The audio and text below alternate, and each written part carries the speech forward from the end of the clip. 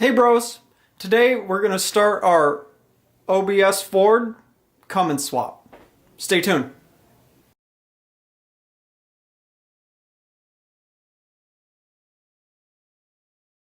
We had a customer bring by his 1992 OBS non-turbo 7.3 Ford that he wants us to pull out the 7.3 and swap a mechanical 12-valve Cummins in for him. He picked up an industrial motor, but he's already installed the regular oil pan and the regular intake horn for the regular automotive-based 5.9s. So we're all ready to install it. He sent his ZF5 off to get rebuilt, so we're waiting for that to come back. So in this series, we're going to be showing you guys how to pull the 7.3, put the mechanical 12-valve Cummins in with the ZF5. We're going to be using a diesel conversions kit that he ordered up, so it's what we're going to be using. It's what he wants us to install the Cummins in there with. And he picked up a 4-inch to 6-inch diamond stack kit, so he wants to have a stack. That's his thing. I've never liked them because you can't think while you drive unless you hook up a good muffler to them. So we're going to be showing you guys how to do that, installing, and then we'll be installing the 7.3 intercooler that would go in a 7.3 OBS Ford, but it didn't have one, so we're going to be installing that, hooking up intercooler piping. We're going to be hooking up glow shift gauges as well. We're going to show you guys how to hook up the radiator, the power steering stuff, and we're going to walk you guys through how to do a proper Cummins swap in an OBS Ford in this series. So without further ado, let's get right into this, guys.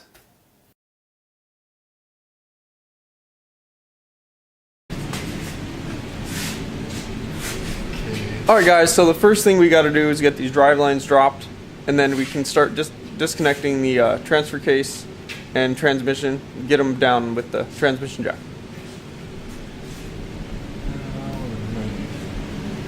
So I guess an 8 back there and probably a little bigger than 1/2 inch there.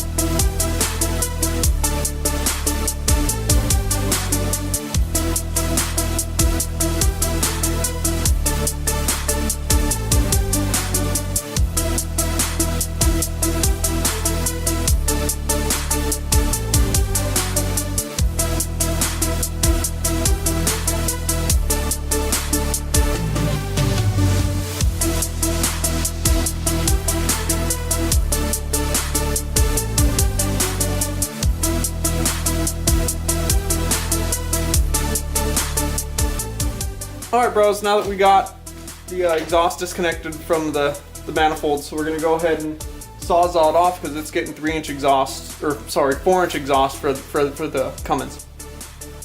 Let's do this.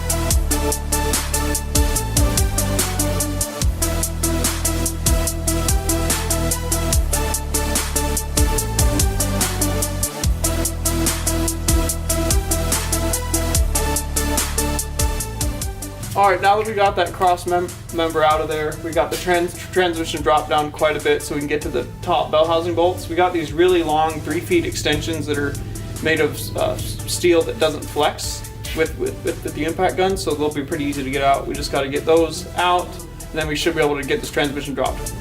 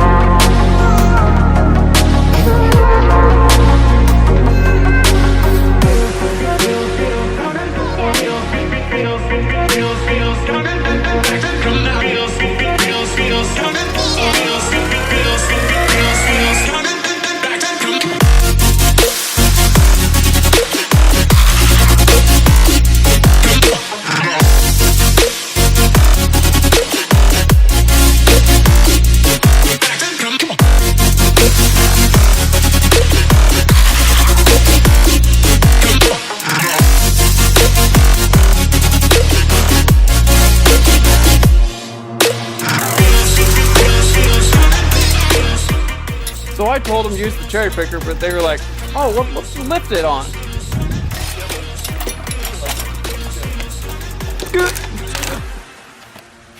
Brandon's feet break through the pallet. Yeah, I went from 2 to 400 pounds real quick.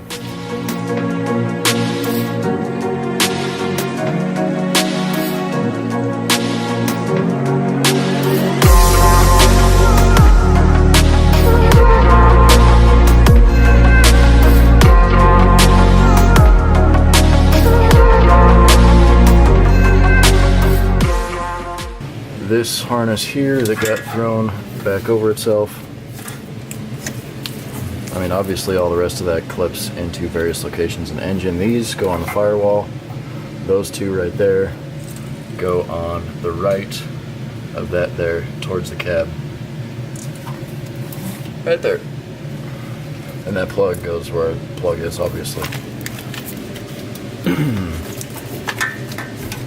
Okay, that I'm undoing right now is a whole mess of grounds, I think. Looks like there's a positive wire in there too. That goes up into that mess. Alright, now that we got our heater core lines off, we got our power steering lines off, we got the fuel lines off, we're taking off the grill and the headlights so we can get the front piece off that holds those in, and then we can get the top of the core support off, and then we can get the 7.3 out there, because you take the core support off so that way you don't have to lift as high. It's much safer with such a big diesel engine. Braden's working on getting a couple screws back there and get the side marker off, and then there's screws at the very ends you undo, like this side. That screw, and this will all come off, and you undo these 4 here, and the top of the core support comes off, and the 7.3s, you just have to get it above the bumper to get it out. Much safer.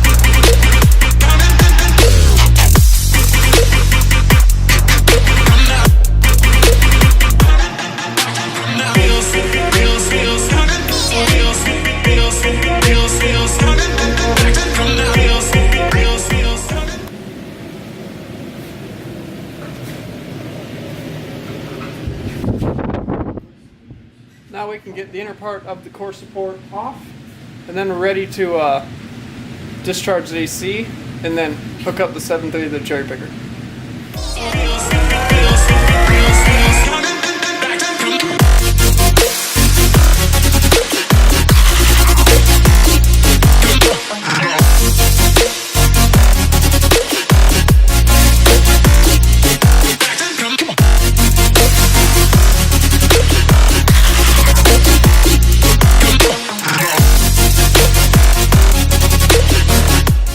Alright, day 2, working on the Cummins swap on the Ford. We just got a few more lines to disconnect, and then we can get the cherry picker extended, opened up, push it out the garage door a little bit, and we can get this 7.3 pulled. Stay tuned.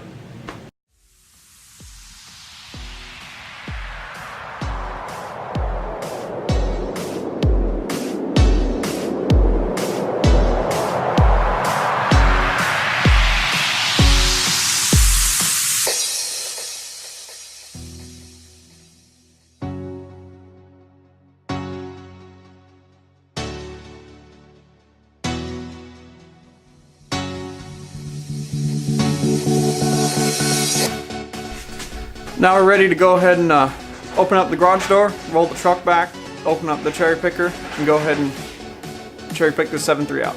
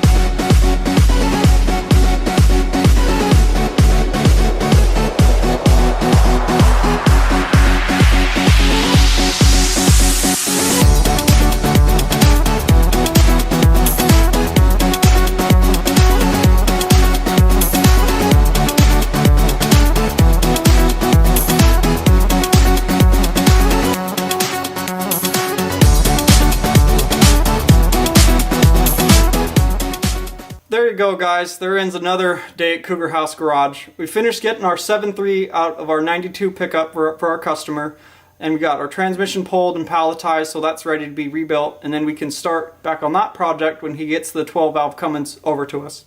So then we moved that truck out, we got the tan foreigner back inside, and we worked on some fuel lines, and we took them all out because we had to reshape them and bend them so they'd sit behind the Cobra tower, not kind of over the top of it. It was kind of jammed between the Cobra tower and the exhaust manifold. So we got those pulled out, rebent them, replaced them, hooked them all back up beneath the truck real nice, reattached some lines, some soft lines that went from the hard lines at the middle part of the truck all the way to the fuel tank, got those tied up back real nice. And then tomorrow we can move on to steering parts and some hydraulic hose for the Ram. We got to work on that. We got to get a cold air intake. There's a whole bunch of things we need to get to finish up the truck, but we're really, really close. So we'll be there soon. Thanks for watching, guys. Thanks for your support. Thanks for watching every day. Thanks for, for your subscriptions. Like and subscribe to the new people. Smash that like button. Check us out at cougarhousegarage.com. Check us out at Facebook /Cougar House Garage. And we are Cougar House Garage on Instagram. Follow us. We'll see you guys in the next episode.